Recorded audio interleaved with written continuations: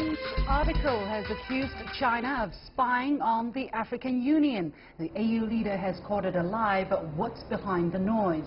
And this week, the UN Conference on Trade and Development released a report analyzing how U.S. tax reform would affect the international business community. What are the key findings? Welcome to The Point. I'm Li Xin.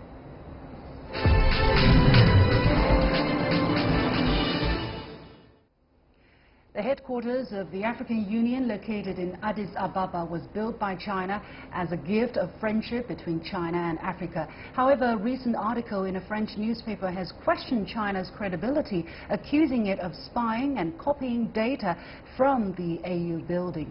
The chorus grew louder as more local and Western media joined to question China's intentions in Africa and the security risks posed by an over-reliance on Chinese construction and equipment.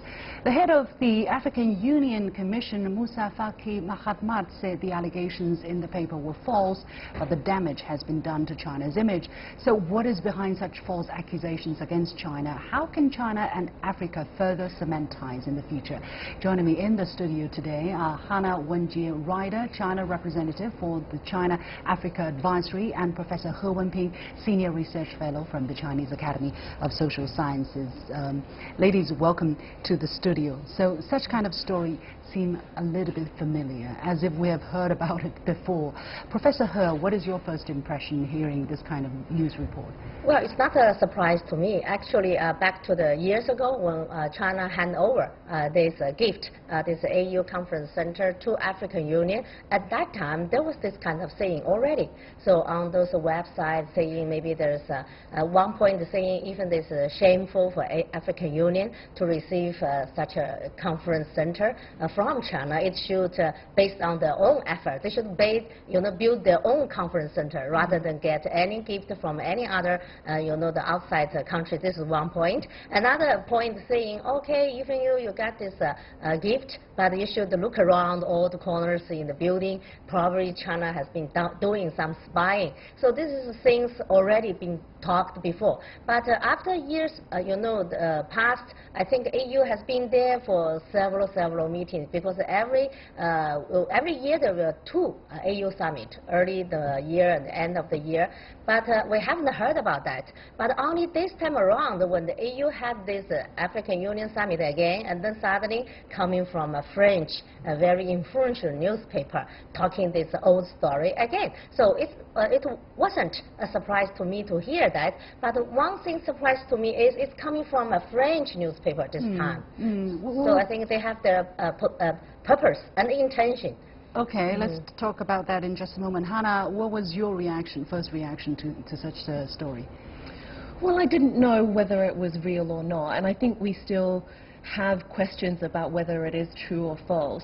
The African leaders, whether it's Paul Kagame, the head of the African Union at the moment, or even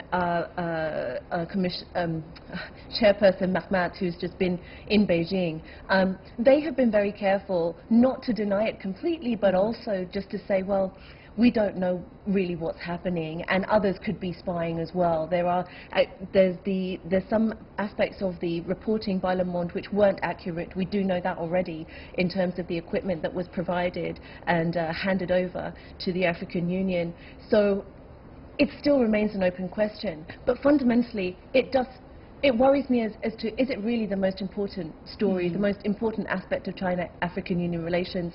And in my opinion, it's not. Obviously, it is not. But such an article is quite damaging, because you cannot know whether it is true or not.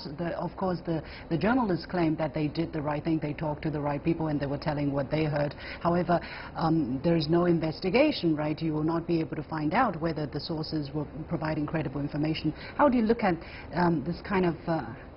Again, as you said, this comes from a French newspaper. Why do you think they are paying special attention, and what could be behind their intention? Yeah, first of all, I think if there is no fact funding and then you just publish this kind of article, it's not a responsible way at all. Becoming a media, especially a very big, influential media newspaper, and they just publish something hasn't been proved, so it's not responsible. So second, I think the way they're doing this, particularly choose the date when the AU had a summit, and then trying to catch the eyes of the international readers to see how, well, you just look about how China has been doing to Africa. So I think that this way is somehow like our Foreign Minister Wanjie said, it's like grapes eating things. Yeah, because you cannot get those grapes. Sour grapes. Yeah, and then you are talking this is very bad thing. So yeah, you're just very jealous. Jealous to what? Jealous to like China-African relations has been developed so fast and in such a very speedy way.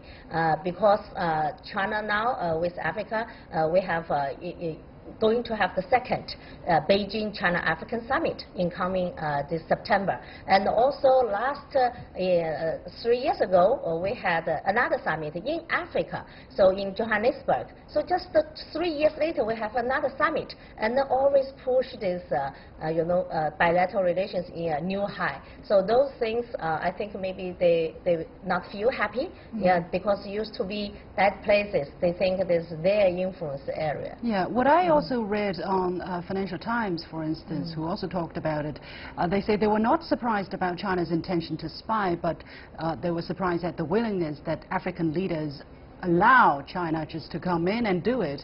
How do you look at that kind of comments and that kind of psychology? Yeah, well, of course, it would be ideal if the African continent and all of the African member states could have funded that headquarters. Unfortunately, at the time they weren't able to, and even now there aren't enough African member states who are contributing to the African Union budget. So the African Union is underfunded, but there's a lot of activity across the continent which is underfunded, and which is why China is so important to the continent. So what would be the alternative if China doesn't come in and say, look, we would like to do this for you?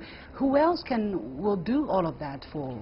Well, it's unlikely that we know from history that the infrastructure that's required, there is still a huge financing gap on the African continent for things like energy, for energy provision, for, new railways and so on. And China's, of course, helping with that a great deal. However, there is still a great deal of skepticism as to how these deals are being made. There's a real lack of transparency in how that happens. And I think this is something that maybe Chinese government and African governments can work together on, at least in the next few months as they build up to the summit, talking a lot more about exactly how they work together. What do they really do together? Could that be part of the reason why there is this kind of a slight mistrust of China in the eyes of some African people? Well, this kind of trust building, I think, is a long process because Africa is a continent with 54 countries. China is one country, deal with the 54 countries, and even within every single those members of African Union. So there are many, many different kinds of political forces, like NGO, like those think tanks. So there are many. So when I go to Africa, like even go to one country, like Rwanda, I based there for 3 months, I can collect it back different opinion, from even one day's those interview. When I go to the government department, yeah, they major voice is saying welcome very much.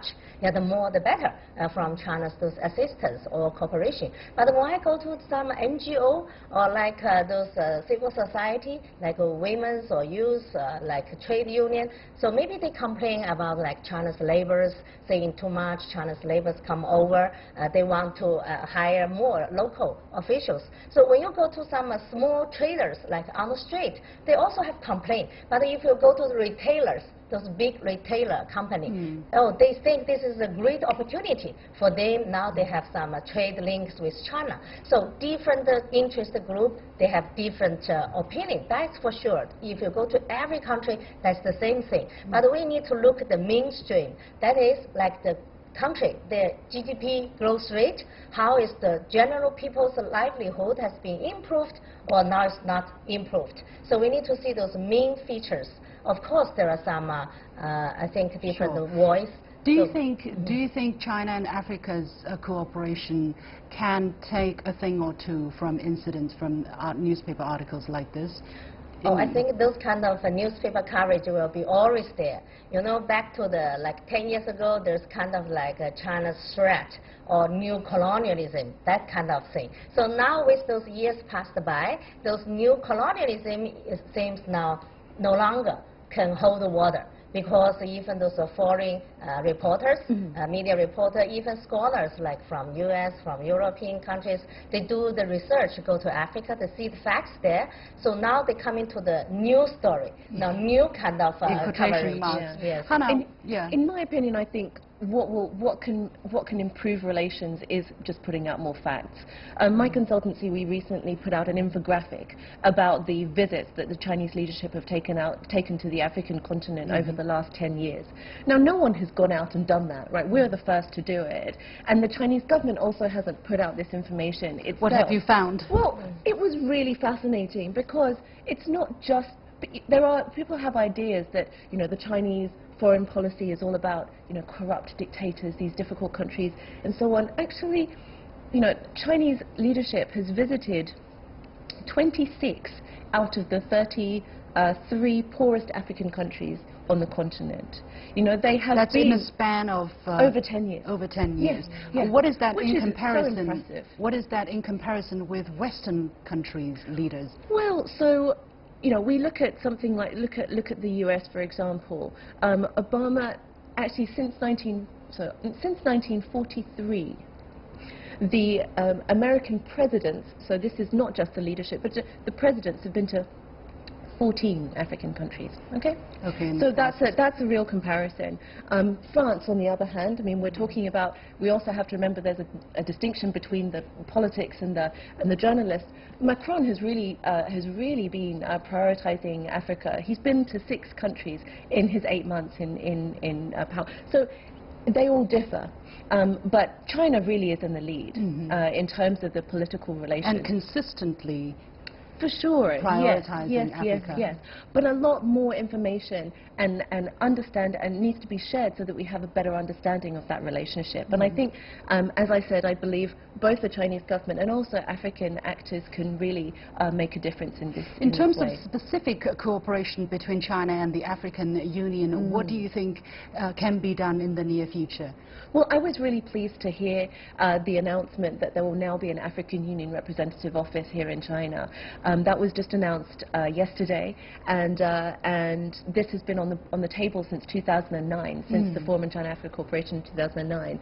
Chinese actually opened an office in Addis Ababa in 2015, so finally in 2018 it's going to happen. So I'm really pleased to hear that, and I believe that they will have a very important role in shaping and being closer to China and shaping the international opinions also about that relationship. Right. Professor He, your observation? Yeah, this office building, it's a kind of, signal to see that now China paid a great attention to build the relation with AU. This is a multilateral relations, because before we have been doing China-African relations mainly in a bilateral way, like China goes to Ethiopia or goes to Tanzania. But now with AU building as this is a continental organization, now it's moving to the economic integration.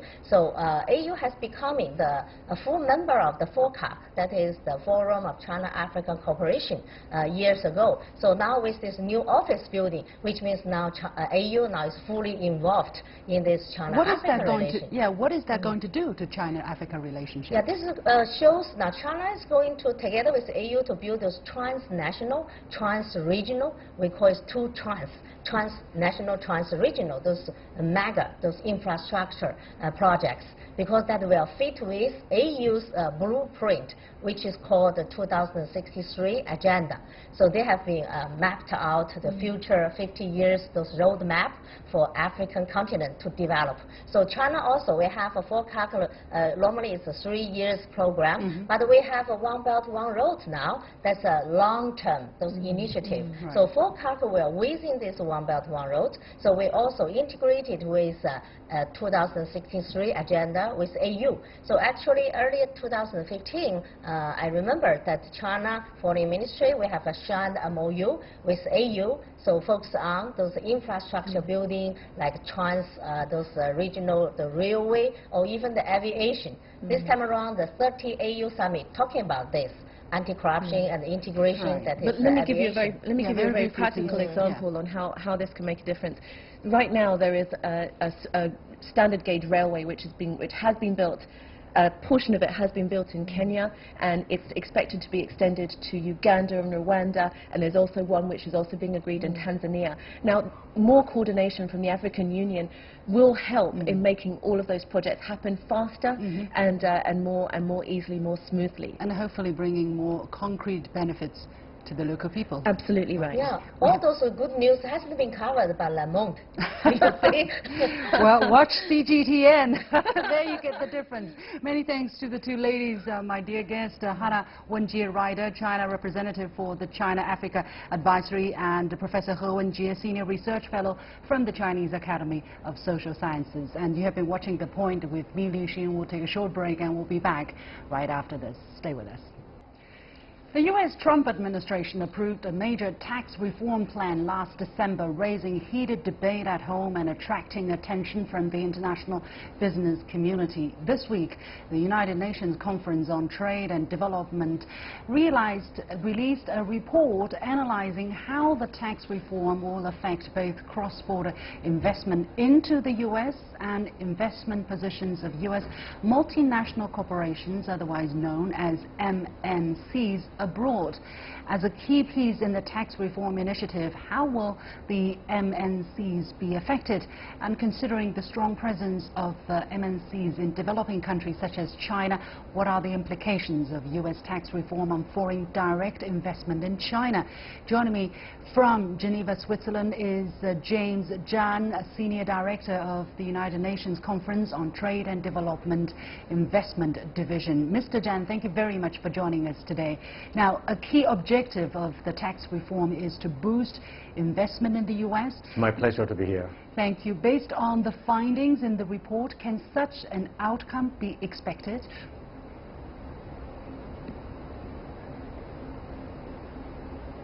Yes, and to a certain extent, according to our analysis, there are three major factors that will affect investment inward to the United States favorably. The first one is the corporate income tax reduction, which is from 35% to 21%, which is relatively lower than the OECD average. That is 24%. That is one factor. The second is that the 100% expensing of the investment costs that can also encourage foreign investment into the United States.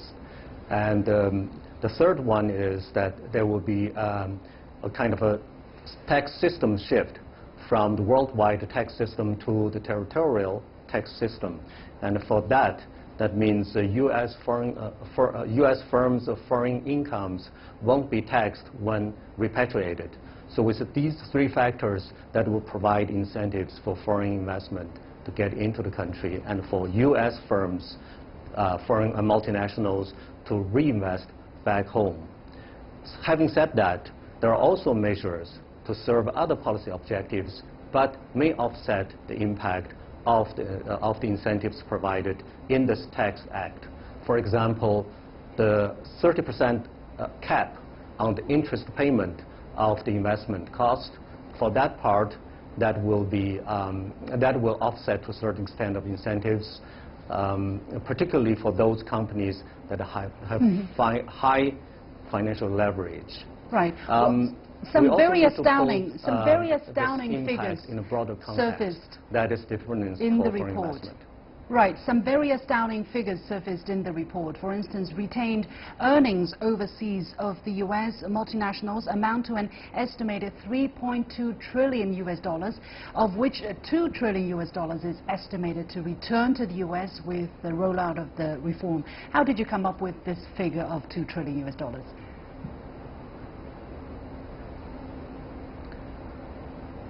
You're right. It sounds astounding, but in fact, we have done a careful analysis and also compared with the analysis of the U.S. Bureau of Economic Analysis. And looking at our database of global data, we found that basically U.S. outward investment stock amounts to $6.4 trillion US dollars, and half of that, that is $3.2 trillion US dollars, basically in the form of investment retained earnings, and that is counted for global FDI stock, in fact. And out of that, $2 trillion US dollars are basically in cash, and others, that is 1.2 trillion, is reinvest in the host countries. So that is the number we came up with. Now, do we know in which countries are the $2 and we have trillion also done further US dollars analysis. invested Yeah. now?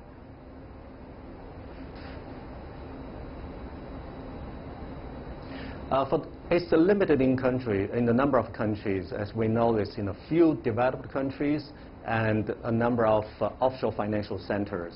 In fact, 75% of such cash and reinvest earnings are located in those countries and sectors. It's about 15 countries, as we see, that accounting for 75%. Right. So far, how are the multinational companies, senior executives, or these companies, let's say, reacting to the tax reform? To your knowledge, are they hesitant to transfer their overseas earnings back to the U.S., as indicated in some media reports? What are their concerns then?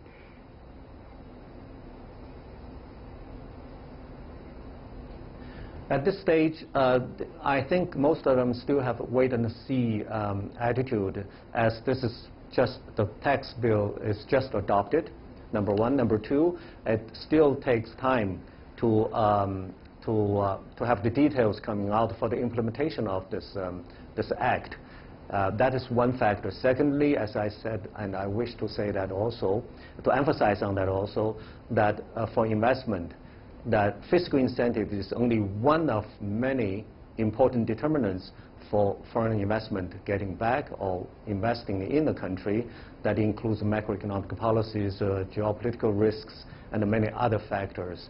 And for the multinationals, that at this stage, I think they are still wait and see, and as the policy is unfolding. Having said that, we heard that a number of major multinational companies, especially the big five that have been holding a large amount of cash overseas, have announced their intention to remit back of the investment earnings. Now, during a previous interview, you said that China has been actually a popular destination for international investment, second only after the U.S., citing the huge opportunities that China has been offering multinationals as a major reason. Now, will there be a massive return or escape of U.S. capital from China back to the U.S.?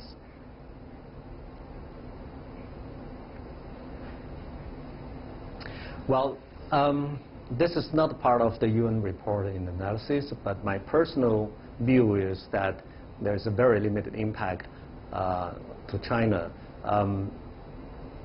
In fact, if we look at the U.S. outward investment stock in China, it is about $925 billion US dollars. That accounts about 7% of the total U.S. outward investment stock, and it counts it counts around roughly 7% of China's total inward investment stock, and 1.8% of the total U.S. outward investment. So that is one factor. Secondly, if we look at the composition of the U.S. investment in China, over half of that is in the manufacturing sector, so it's not so mobile. And for the rest, most of them are in the financial sectors and the services sector that are market seeking, and they are profitable. In that sense, we don't see the short-term kind of impact or in a massive way in light of only the fiscal incentives provided by the U.S. Government. Right. Whether it is small or big, we are for sure seeing a competition coming between China and the U.S. In terms of their attractiveness for foreign direct investment. What are some suggestions that you could provide to Chinese policymakers to mitigate any negative impact the U.S. tax reform could have on China? And possibly to other countries who are also eyeing at this tax reform with a little bit of apprehension. Europe, for instance, is also faced with this task of competition, attracting foreign direct investment.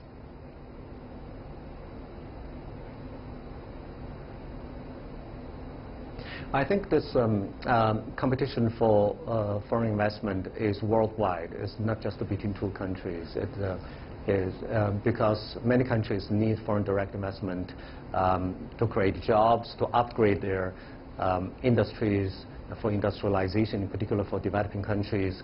And for that, what we need is to continue to improve the investment climate to attract investment, to provide a predictable, transparent, and stable regulatory environment for foreign investors. In the meantime, to address economic fundamentals to improve the investment climate. And furthermore, there is a need for strengthening the investment facilitation to facilitate foreign investment, to retain in the country, and also to attract new investment. And this is for all countries at all levels of policy making, both at the national and the subnational levels. Right. I'm just going to take the liberty to ask you another question. I know your division comes out, releases annually a report on the flow of or the trend in international direct cross-border investment. What has been the latest trend for foreign direct investment into China, and in comparison with that of the United States? Has there been some dramatic changes in those trends?